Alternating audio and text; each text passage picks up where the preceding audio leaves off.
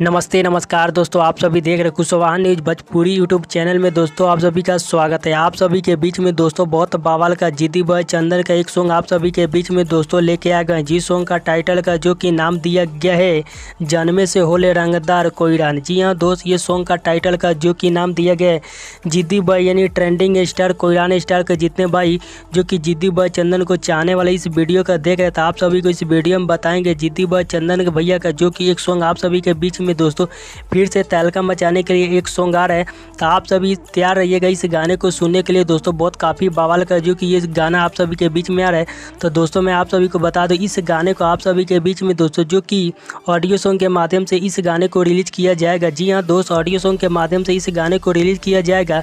तो आप सभी इस गाने को सुनने के लिए तैयार रहिएगा। इस सॉन्ग का टाइटल का जो कि बोल रखा गया है जन्मे से होले रंगदार कोयरान। जी हाँ दोस्त, सॉन्ग का टाइटल का जो कि नाम रखा गया है। इस गीत को गाए हैं जो कि जिद्दी बॉय चंदन भैया, इस गीत को गाए हैं जो कि कोयरान स्टार है।